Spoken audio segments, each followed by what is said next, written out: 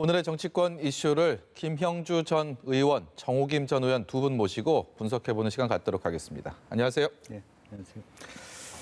민주당 당권 경쟁이 생각보다 점입 가경으로 흐르고 있는 것 같습니다. 3명의 현역 의원 그리고 1명의 전 의원, 이 4명의 주자들의 얘기들이 하루가 멀다 하고 지금 나오고 있는데 먼저 김부겸 전 의원이 불씨를 당긴 것 같습니다. 대권과 당권을 분리해서 본인은 당권에 2년 동안 다 온 힘을 쏟겠다라는 의지를 밝히면서 이낙연 의원을 겨냥하는 듯한 그런 구도가 형성이 되고 있는데 현재 상황들 좀 어떻게 보시겠습니까? 그래서 이제 지난번 총선 때는 본인은 이제 대권 주자로서의 입지 이야기를 했었는데 어쨌든 이번에의 문제는 7개월짜리 만약 이제 대통령이 나가셔야 될 분 같으면은 7개월 만에 그만둬야 된다는 부분이 쟁점이 되고 있고 네. 그런 면에서 이낙연 대 반 이낙연 전선이 확실하게 그어지고 있고 그 첨단에 바로 그 김부겸 전 의원이 계시다 그렇게 봐야 될 것 같습니다. 네. 그래서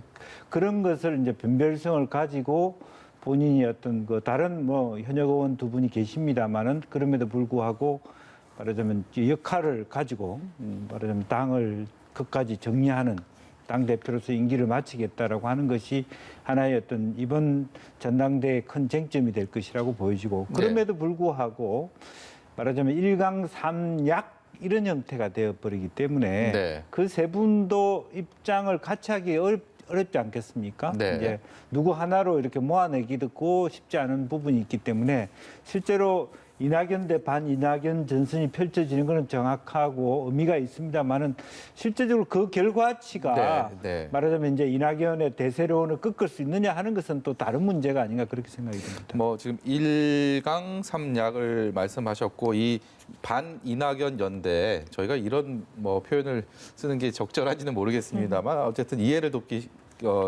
돕는데 쉽게 하기 위해서 그런 표현을 쓴다면 우원식 의원이 여기에 대해서 비낙 연대에 대해서 좀 선긋기한 발언을 했습니다. 연대는 가치와 노선으로 하는 것이다. 일종의 좀 그런 경계심을 드러냈는데 문제는 그 중심에 있는 이낙연 의원이 오늘 이런 얘기를 했네요. 이렇게 전당대회가 과열되는다라는 이런 우려에 대해서 본인은 그렇게 보지 않는다. 마이웨이를 이렇게 확인을 했는데 이낙연 의원 입장에서는 지금 어떤 심정일까요? 이게 이제 밖에서 보거나 또는 당의 입장에서 보면 이렇게 후끈 달아오르게 하는 컨벤션 효과를 자꾸 만드는 게 필요할 수도 있어요. 그렇게 해서 예를 들어서 1강 3약인지 아니면 1강 1중 2약인지 저는 잘 모르겠지만 그런 상황에서 뭔가 이렇게 견제구가 들어오면서 그런 와중에도 불구하고 이낙연 당권을 거머쥘지 아니면 여기서 대변화가 일어날지 사실 정치라는 거는 생물과 같아서 누구도 이렇게 단정할 수는 없거든요. 그런 상황에서 그러면은 그 김부겸 전 의원 쪽에서 당권과 대권을 분명히 하는 그런 입장을 분명히 함으로써 이낙연 후보가 조금 이제 그 곤란한 것처럼 그러니까 마치 또 당권을 대권으로 가는 징검다리 정도로 지금 보는 게 아니냐라는 인식을 심화시켜주고는 있지만 그렇다고 해서 이제 와서 그럼 안 할래요 할 수도 없는 거 아니겠습니까? 그러니까 이낙연 의원으로서는 지금과 같은 입장을 이제 취할 수밖에 없는데요. 조금 아쉬운 거는 본인이 입장이 곤란하다 보니까 이제 그 기자들의 어떤 질문 공세에 약간 대답을 피해가면서 심지어는 뭐 목캔디를 먹고 있어서 대답을 못한다라는 참 궁색한 입장을 내놓는데요. 차기의 대권을 노리는 주제 아니겠습니까? 그럼 당당하게 나 대권으로 가는데 당권 한번 밟고 그리고 다시 대권으로 도전하겠다. 아예 당당하게 말하든지 뭐 그런 입장이 훨씬 나은 게 아닌가 이런 생각도 듭니다. 아무튼 간에 그 김부겸 전 의원의 이러한 어떤 입장이 밖에서 보기에는 흥미있는 컨벤션이 될 수 있겠구나라는 생각도 듭니다. 김부겸 전 의원 같은 경우 뭐 지금 말씀드린 것처럼 그 컨벤션 효과를 일으키는 지금 중심에 또 있는데 이런 생각도 듭니다. 시청자 여러분들도 다 기억하실 텐데 예전에 이제 정세균 국무총리가 국회의장에서 국무총리로 임명이 될 때 당시에 뭐 의전서열의 급을 문제 삼아서 그게 논란이 됐었는데 정세균 총리도 당시에 조금 주저하면서 그것이 차기 대권에 대한 뭐 그런 것들을 좀 연관이 있는 거 아니냐라는 일각의 평가도 있었습니다. 그런 상황에서 김부겸 전 의원이 당권에 주력하고 정세균 총리가 차기 대권 주자로 둘이 뭐 이렇게 하나의 연대를 형성하지 않을까라는 생각도 최근 들어서 일각에서 제기가 되고 있는데 여기에 대해서 현실 가능성이 좀 있다고 보십니까? 저는 이제 뭐 좀 구분할 필요는 있을 것 같습니다. 말하자면 이제 정세균 총리가 대권에 대한 생각을 분명히 갖고 있다라고 하는 것. 물론 현재 총리직에 충실해서 다른 걸 생각할 여지가 없다라고 말씀하고 있습니다만은 그것은 분명한 사실이거든요. 이제 왜냐하면 종로구의 국회의원을 한 번 더 하고 싶었던 이유가 대통령 출마였다라는 것을 밝혔기 때문에 그렇습니다. 이제 그런 의미에서 이번에 말하자면 뭐 선수를 하나 더 하는 것보다 총리하는 것이 대통령 가는 길에 후보가 되는 길에 있어서 하나 더 의미 있는 행보일 수 있겠다는 의미로 받은 것이기 때문에 그것은 여전히 남아있는 카드입니다. 그래도 그 대신에 결과적으로 또 김부겸 의원 같은 경우도 사실은 말하자면 당대표 선거에 나왔지만 원래는 본인도 대선에 관심 있는 대권 주자의 더 목표에 관심 있는 사람이거든요. 그렇기 때문에 둘 다 같은 목표를 갖고 있기 때문에 갑자기 어떤 사람이 한 사람은 뭐 대권 주자 안 하고 이렇게 연대한다는 것은 그렇게 생각만큼 쉽지가 않습니다. 예. 다만 정세균 총리 입장에서 그럼 누구와 파트너십을 가질까? 당 밖에 있기 때문에 당내에 누군가 이낙연을 제외한 다른 세 파트너 중에 누구를 연대할 것인가를 고민할 여지는 있다라고 보지만 그것이 현실적인 손잡기, 짝짓기다 그렇게 보기는 아직까지는 이르다 그렇게 생각이 듭니다. 그런데 만약에 김부겸 전 의원이 당권을 쥐게 된다면 본인이 지금 공약으로 내세운 게 당 대표로서의 임기를 다 채우겠다라는 거니까 적어도 당장 대권을 향해서 도전하지 않겠다라는 입장은 분명한 것 같고요. 그다음에 이 대권이라는 거 있잖아요. 국회에 들어가면 초선 때부터 다 대권들을 꿈꾸고 있어요. 두 분도 그러셨습니까? 저는 물론 그런 생각을 하지는 않았지만 대체로 보면은 정치를 한다 그러면은 다들 그런 꿈들을 꾸고 있습니다. 근데 이제 그 꿈을 향해서 어떤 그 자신의 어떤 궤적을 보여주느냐 그 국민들에게 그게 굉장히 중요한 것 같고요. 그다음에 이낙연 의원이 이번에 만약에 당권 도전에 성공한다면 누구도 그 당내에서 논란을 벌일 수 없는 대권 주자로 좀 더 이렇게 강력하게 자리매김하는 효과는 있겠죠. 이런 상황에서요, 잠재적 대선 주자로 분류되고 있는 지자체장, 좀 더 구체적으로 말씀드리면 박원순 서울시장과 이재명 경기도지사가 최근에 여러 가지 현안들, 정책에 대한 시각차를 드러내면서 장외 공방을 벌이고 있습니다. 두 지자체장의 목소리를 차례로 듣고 오시겠습니다. 이재명 지사 말씀보다 저는 뭐든지 현실적으로 실정적으로 한번 분석해 볼 필요가 있습니다. 저는 지도자는 현실적이고 실정적이고 또 효과적인 것을 고민해야 된다고 저는 생각하고 있고요. 그래서 저희들이 제가 전국민 고용보험제를 주장하고 있는데요. 지금 비가 막 줄기차게 내리고 있는데 우산을 쓴 사람한테까지 또 씌워드릴 필요는 없잖아요. 반대비를 그대로 막고 있는 사람에게 우산을 씌워주는 것. 그게 바로 전국민 고용보험제고요. 전국민 고용보험 얘기도 꼭 해야죠. 해야 되는데 이제 선택해야 되는 문제는 아니다. 마치 이걸 하면 저거는 포기해야 되는 것처럼 그 양립이 불가능한 것처럼 생각하는 게 잘못인데요. 이게 뭐 좌파 우파 뭔 상관 있어요. 저는 국민의 삶이 개선되면 가장 좋다고 생각하는데 기본소득을 한번 본질적으로 들여다보시면요. 이게 경제정책 측면이 아주 강한 거죠. 왜냐하면 일정 시간 내에 반드시 영세 소상공인에게 써야 된다라고 제한이 붙어 있기 때문에 경제 순환 효과가 큽니다. 묻히는 것 그리고 잊혀지는 것 이것이 가장 두렵다는 정치권. 뭐 이분들도 같은 심경인지는 잘 모르겠습니다만 일단 이재명 지사 박원순 시장 뭐 하루가 멀다 하고 언론, 미디어를 통해서 본인의 입장들을 내놓고 있습니다. 표면적으로 보이는 거는 박원순 시장은 전국민 고용보험제, 그리고 이재명 지사는 기본소득으로 대표되는 이런 정책적인 목소리들을 통해서 이른바 대결 구도가 형성이 돼 있는 것 같은데, 본인들은 싸움 붙이지 말라 또 이런 얘기도 합니다. 근데 보이는 입장에서는 그게 또 흥미로운 정책 싸움으로 비춰지는데, 이런 구도들은 어떻게 해석하고 계십니까? 사실은 기본적으로 보면은 그 뭐 이낙연 당권 대권 분리 이런 논의하는 것보다 훨씬 말하면 김종인 비대위원장이 주장하고, 또 이낙연 아니 뭡니까 박원순 시장이 하는 고용보험에 대한 문제, 네. 이재명 지사가 대하는 기본소득의 문제, 또 4차 산업혁명의 문제, 또 코로나 극복을 위한 경제제도의 문제, 이런 것들이 아주 다양한 각도에서 논의되는 건 굉장히 건강하고 좋다고 생각해요. 네. 오히려 그 전당대회에서 당권 대권 분리할 거냐 말 거냐 논의는 굉장히 형식적인 논의잖아요. 네. 실제로 앞으로 미래 사회,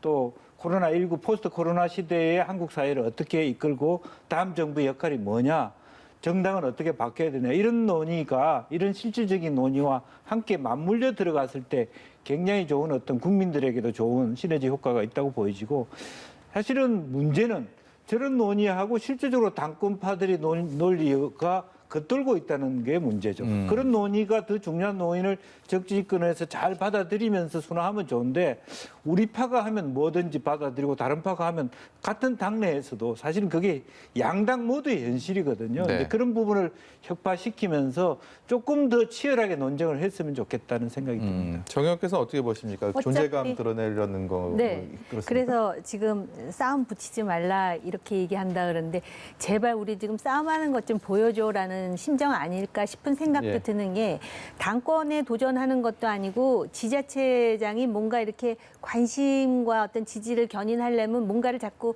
해야 되거든요. 그렇기 때문에 정책 논쟁이 가장 효과적이다라는 생각을 했을 것 같고요.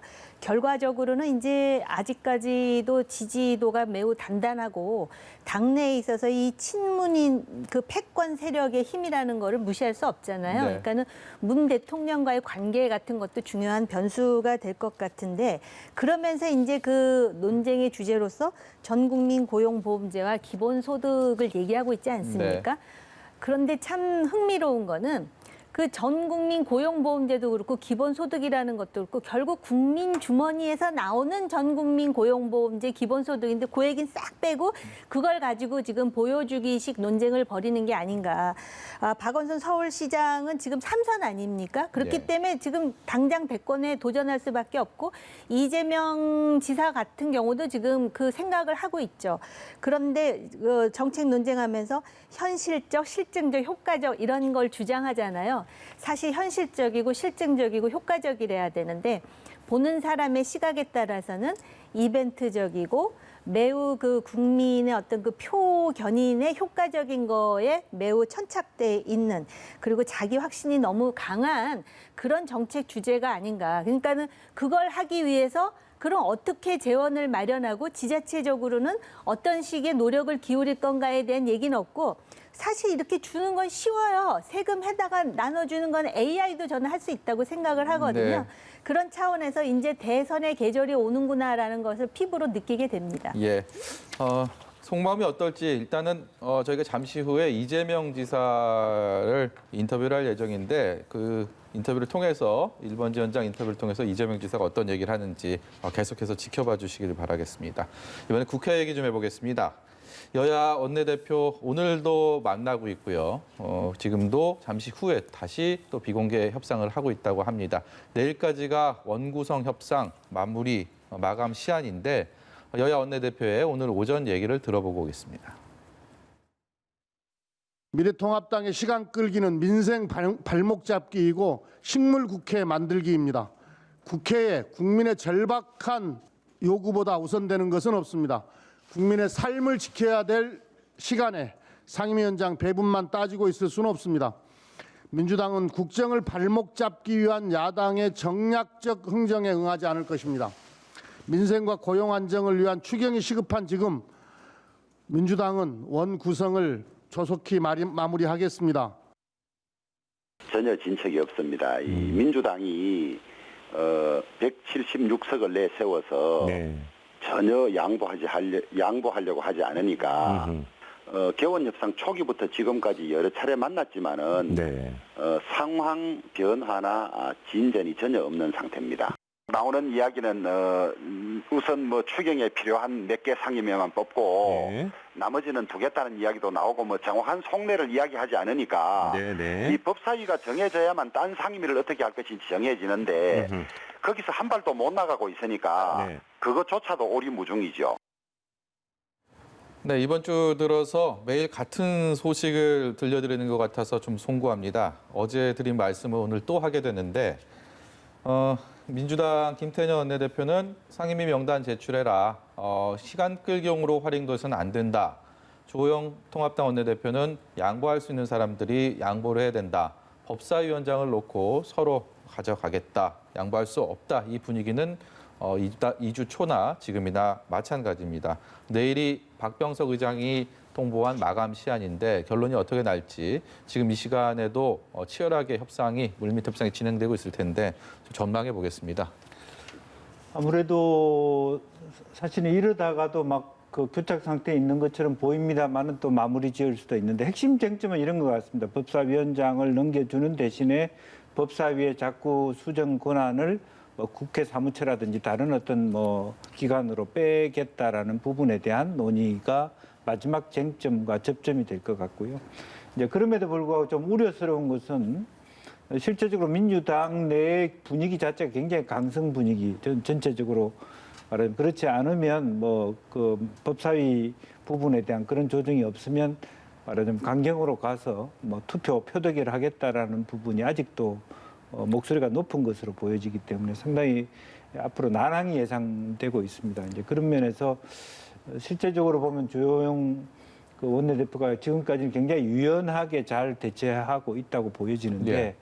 아무래도 향후 오늘 뭐 오후 내일 오전 이 시간이 굉장히 중요한 모멘텀이 되지 않을까 그렇게 협상 생각합니다. 전선에 서 있는 김태년 원내대표도 그렇지만 그보다는 이해찬 대표가 연일 강한 발언을 쏟아내고 그렇습니다. 있거든요. 예. 이 부분은 어떻게 보고 계십니까? 그래서 지금은 뭐 그와 같은 물론 과거로 보면 사실은 서로 입장이 바뀌어 왔고 이제 그런 면에서 실제로 논리적으로도 한계가 있습니다만 어쨌든 입장 자체가 그렇게 당내에서 굳어져 가고 있는 것 같고 그래서 예. 김태년 원내대표조차도 본인 스스로 유연하게 이렇게 말하자면 웨이아웃 하기 어려운 지경에 있지 않느냐 그런 생각이 들어요. 그렇다면 실제적으로 보면 강공 드라이브를 걸고 그만큼에 대한 책임도 지겠다는 어떤 결사항전 뭐 그런 측면들이 있고 그런 데 대해서 그러면 조호영 원내대표가 그러면 법사위원장 뭐 다 가져가라. 네. 뭐 그런 대신에 어떤 걸 할 수 있느냐라는 것을 할 수 있느냐 아니면 차라리 훌훌 틀어버리고 뭐 전체적으로 뭐 모든 걸 다 민주당이 다 가져가든지 말든지 이런 정도의 반응밖에는 지금 현재는 우리가 예상할 수 있는 옵션이 별로 없어 보입니다. 그래서 아마 당분간 이런 파행이 될 것으로 예상할 수밖에 없는 상황이 아닌가 싶습니다. 정 의원께서는 이 매듭 어떻게 풀어야 된다고 생각하십니까? 그야말로 서로 마주오는 기차처럼 치킨 게임을 벌이고 있는데요. 김태년 원내대표나 주호영 원내대표의 입장에서 보더라도 지금 발을 뒤로 빼기가 참 어려울 것 같아요. 왜냐하면 김태년 원내대표 같은 경우는 지금 당대표도 그렇게 강공 드라이브고 또 당내 강경파들이 지금 으쌰으쌰하면서 우리가 지금 177석인데 뭔 소리야 하고 나오는데 예. 법사위를 덜썩 내주게 되면은 저런 무능한 원내대표 소리 안 나오겠습니까? 또 주호영 원내대표는 외유 내강을 보여줘야 되거든요. 내 비록 이렇게 점잖게 생겼지만 나도 한 방 있어라는 걸 보여주려면 사실 법사위를 가져가는 게 그렇게 지금 빅딜인가라는 생각까지 들어요. 밖에서 볼 때는. 네. 왜냐하면 이미 지난번에 다 말씀드렸는데 패스트 트랙도 그렇고요.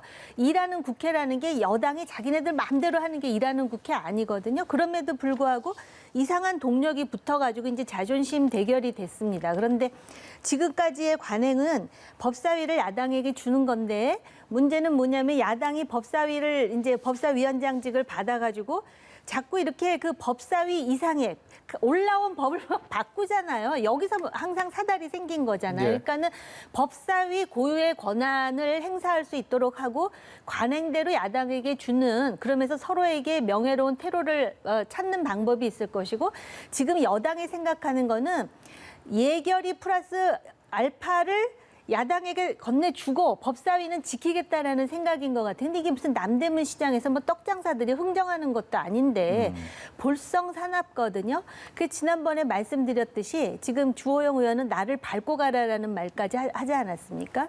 그냥 나를 밟고 가는 모습을 보여주면서 집권당이 얼마나 오만한지, 그러면서 과연 그런 모든 상임위를 독식한 여당이 어떤 책임을 져야 되는지를 보여주는 방법, 아니면 아까 말씀드렸듯이 법사위를 야당에게 주면서 법사위가 제대로 된 권한, 그러니까 올라온 법을 자기네 마음대로 전행해서 바꾸는, 내용까지 바꾸는 그런 상황이 되지 않도록 나름대로 단도리를 하는 방법, 아니면은 그 교착 상태에서, 그리고 이제 그 차악의 상황으로 예결위 플러스 알파 주는 거는 지금은 너무 늦어서 주호영 대표가 지금 받기도 별로 그렇게 지금 좋지 않은 상황이라고 저는 보여져요. 네.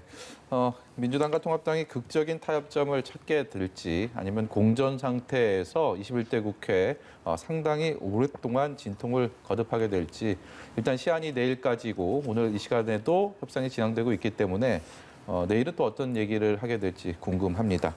다음 주제로 넘어가 보겠습니다. 민주당과 통합당 각각 2명의 지도부 리더십이 있습니다. 민주당은 이해찬 대표와 김태년 원내대표, 통합당은 현재 김종인 비대위원장과 주호영 원내대표입니다. 이 4개의 축 중에서 3개의 축은 그야말로 국회 원구성 협상에 올인하고 있는 분위기인데, 김종인 비대위원장만 마이웨이를 가고 있습니다. 특히 계속해서 주목을 받고 있습니다. 저희가 하나하나 좀 얘기를 해보고 싶은데, 우선 당내 싱크탱크인 여의도 연구원, 중진 의원들이 항상 맡아왔던 자리입니다. 이 원장 자리에 AI 전문가, 민간 교수를 임명을 하려고 했다가 네. 세월호 관련해서 차명진 의원의 어떤 막말 관련한 동조했던 그런 것들이 알려지면서 바로 철회를 했습니다. 그리고 지금 통합당에서 총선 관련 백서를 쓰는 데 있어서도 강북에서 낙선한 호남 출신 정양석 후보에게, 전 의원에게 또 이걸 맡긴다고 합니다. 그리고 기본소득에 대한 또 불씨를 당겼고요. 여러 가지 면에서 김종인 비대위원장이 주목을 받고 있습니다. 이 같은 현상 어떤 의도가 있고요, 어떤 영향을 미칠 거라고 생각하십니까? 뭐 기본적으로 그 통합당을 쇄신하는 방식은 기존의 문화와의 절연, 끊어내는 것들이 필요하다고 생각했을 겁니다. 그렇기 때문에 기존에 예상되는 분이 아닌 다른 분을 통해서 새로운 관점으로 시스템을 재구축할 필요가 있다.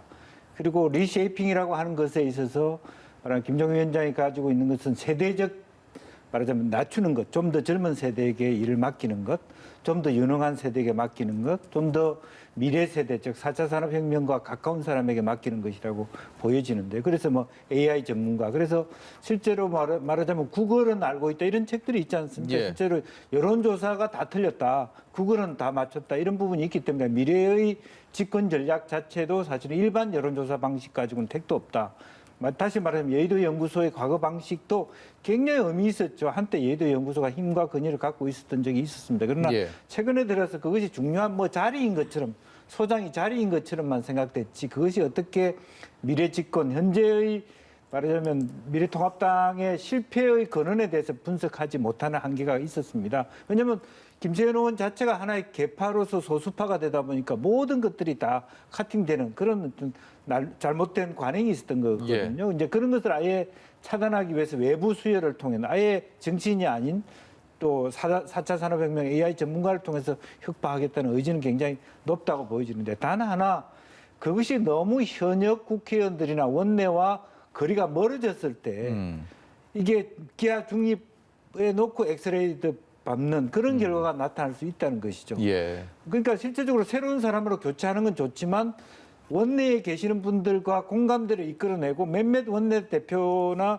주변 사람들이 함께 가는 그런 식으로 새가 더 강고해지는, 탄탄해지는 리더십을 발휘해야 되는데, 이렇지 않고 혼자서 뚜벅뚜벅 가고 다른 사람은 지켜보기만 하는 것은 조희진 의원이 비판했던 그런 당을 오히려 더 약화시키는, 혼자만 강해지는 이런 어떤, 또 그러다 보니까 원희룡 의원들도 이와 같은 발언 자체가 오히려 싸게 하는 예. 이제 그런 부분들이 되풀이 되게 되면서 결과적으로는 전체적으로 시끄럽기만 하고 결국 또 실패하는 이런 어떤 과거의 어떤 잘못된 길을 갈 수 있다는 생각이 들어서 지금 아주 김종인 원내대표가 새로운 화두를 잘 던지는 건 좋습니다만은 당내 지지 기반이 있는 메인스트림과 계속 결합시키면서 가는 전략이 그 다음 단계로 굉장히 중요해졌다, 그렇게 봅니다. 이상과 의지는 굉장히 좋게 높이 평가하지만 당내 결속에 있어서도 충분히 우려되는 부분이 좀 있다, 이런 말씀이시고요. 어떻게 보십니까? 우선 미시적인 문제, 그 여연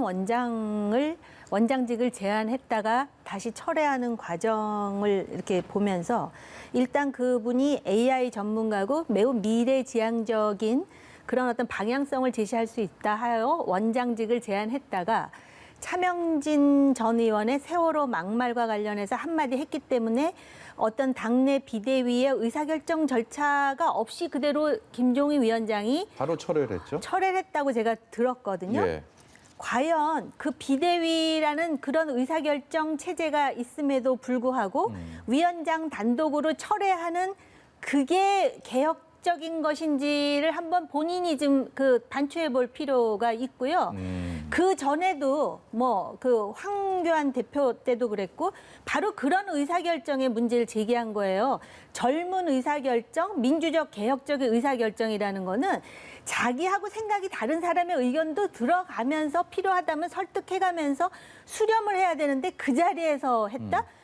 이게 얼마나 권위주의적인 의사결정입니까? 그 의사결정 내용 자체가 뭐 타당하다 하더라도, 그리고 차명진 전 의원의 막말과 관련한 그 교수의 그 SNS 상의 글이라는 거 읽어보셨습니까?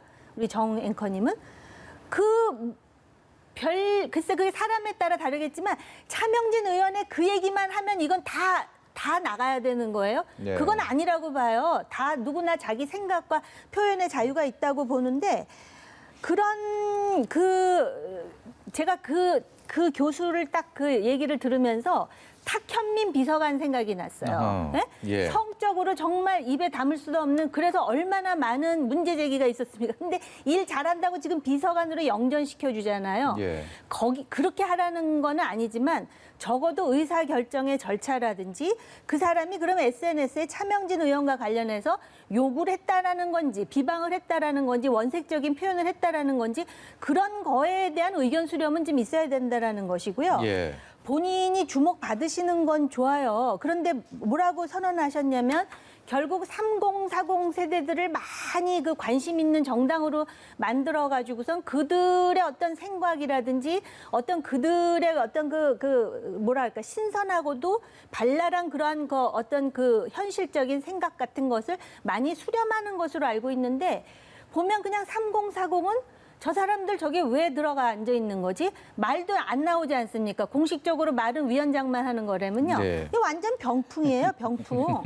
거기다가 주류, 아까 얘기를 하셨는데 그 미래통합당의 주류와 관련해서는 저도 과거에 보수정당에 몸을 담았던 사람으로서 분명히 주류도 색깔이 다양하거든요. 예. 그래서 좀 더 개혁적으로, 좀 더 중립적으로 다 맞습니다. 그런데 주류의 의견을 듣는다기보다 뭔가 변화를 하기 위한 방법이라든지 또는 그 어떤 그 내용이라든지 이런 게 과연 김종인 위원장이 하는 건 다 옳으냐?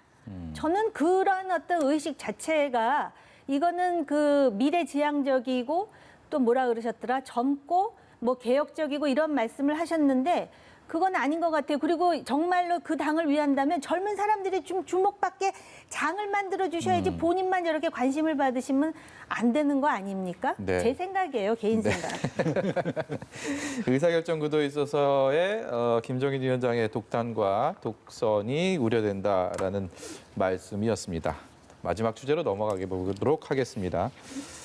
대북전단 살포 문제가 정치권의 뜨거운 이슈입니다. 표면적으로는 표현의 자유 그리고 접경 지역 주민들의 안전, 이 두 가지 논리들이 좀 대치하고 있는 그런 상황인데 그 속내는 조금 더 복잡합니다.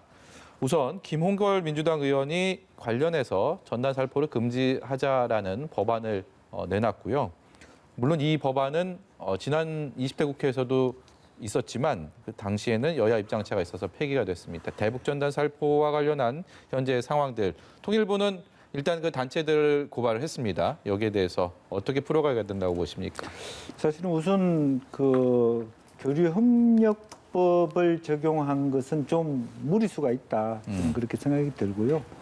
처음부터 이 문제에 있어서는 적경지에 계시는 분들의 치안과 위협, 불안감 이런 것을 중심으로 우리 사회가 조금 더 공론화해서 시민들이 얼마만큼 불안해하는지 예. 또 박근혜 정부 때도 그것이 문제, 역대 정부에 다 문제가 되어 왔던 게 사실이고요.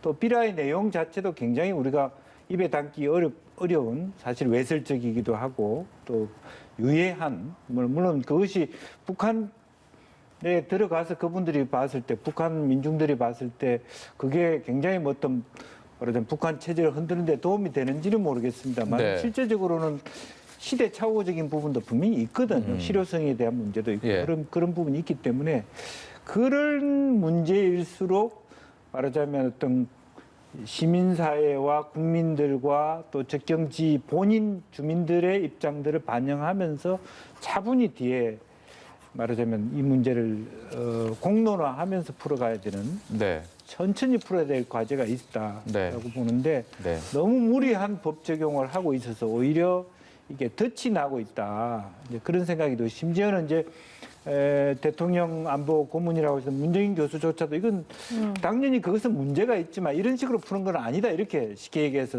말씀하셨을 정도입니다. 네. 그렇기 때문에 또 바로 뭐 국회에서도 김홍걸 의원을 비롯해서 막 그 법을 만들겠다고 하는데 법을 만드는 게 다는 아니지 않습니까? 네. 사실은 헌법이라는 가치 속에서 탈북자들도 우리나라 국민이기 때문에 소수이제는 어쨌든 그런 표현하고 싶은 욕구들이 있는 것이고 그 욕구의 정반대측에 또 불안감을 떠는 주민들이 있기 때문에 그런 것을 어떤 민주적인 어떤 의사결정 과정을 통해서 풀어가는 방법도 기존의 법을 가지고 뭐 치안법이라든지 여러 가지 것을 적용해 보는 그런 것들이 좀 있어서 도저히 그럼에도 불구하고 이건 도저히 우리가 묵하기 어렵다고 했을 때 그다음에 그러면 새로운 법을 만들더라도 이것은 지양해야 되겠다.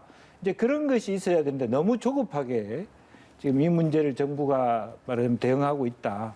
이제 그래서 그 문제가 해결되기는커녕 오히려 더 전단 살포하는 사람들의 기만 살려준 꼴이 되지 않았느냐 그런 예. 생각이 들고 뭐 작은 얘기입니다만 드론으로 더 하겠다라고 하는 건 굉장히 위험한 발상이거든요. 예. 지금 드론은 왜냐하면 미래 전쟁의 무기입니다. 무기로 꼽히지 않습니다. 그렇기 때문에 사실은 보기에 따라서는 북한이 그런 무기라고 생각해서 다시 말하자면 뭐 사격을 해온다든지 네. 이렇게 했을 때 정말 적경지 계시는 분들 다시 한번 피해자가 될 수 있기 때문에 네.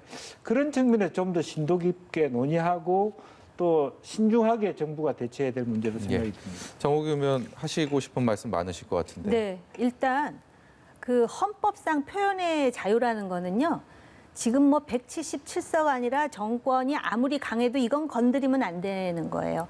그런 점에서 아마 우리 김영주 의원님도 지금 덫이 났다 이렇게 이제 말씀을 해주신 건데요.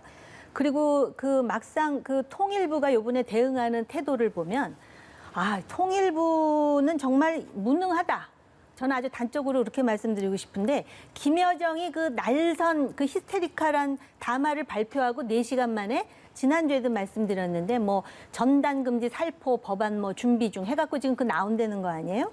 그리고 또 심지어는 그쪽 집권당의 한 인사가 뭐 군을 동원해서라도 이런 말을 해서 논란을 오히려 가중시켰습니다. 그리고 지금 남북교류협력법에 근거해서 이 전단을 지금 띄우는 탈북민의 그 대표를 지금 고발하겠다고 하지 않습니까? 근데 교류협력법이라는 거는 그런 취지로 만든 법이 아니거든요. 네. 네? 반출 반입에 있어서도 굉장히 논란을 더 많이 불러일으켰다는 점에서 통일부는 정말 통일부답지 못하다. 이게 북한의 통전부, 대한민국의 통일부 뭔가 좀 달라야 되는 거 아닙니까? 예. 그런 차원에서 그렇고요. 그리고 이제 바로 그런 차원에서 지금 정부가 굉장히 잘못 대응을 했고 정부의 지지를 잃게 되는 하나의 근거를 만들었는데 제가 솔직히 탈북민들에게도 말을 하고 싶어요. 아까도 김영주 의원님 말씀하셨지만 우리한테 중요한 거는 북한 인민들이 대한민국에서 어떤 일이 벌어지고 있는지 아는 것만큼 더 중요한 건 접경 지역에 그 살고 계신 분들의 안전이에요. 지금 뭐 김포든 강화든 연천이든 여기 있는 한 번 또 그렇게 포공격이 있었던 적이 있었어요. 보수 정부 때. 예. 굉장히 두려워하거든요. 근데 기본적으로 국민의 안전이라는 거는 그 어느 것보다도 우선순위에 둬야 된다라는 것이고요. 그다음에 전단을 그쪽에 보내는 효과는 뭐냐면 북한 인민이요. 당신들이 이렇게 폭압 속에 살고 있고 대한민국은 이렇고 이런 걸 좀 알려주는 거잖아요. 그런 가장 효과를 극대화하는 방법이 뭔지를 좀 생각해 볼 필요가 있는데요.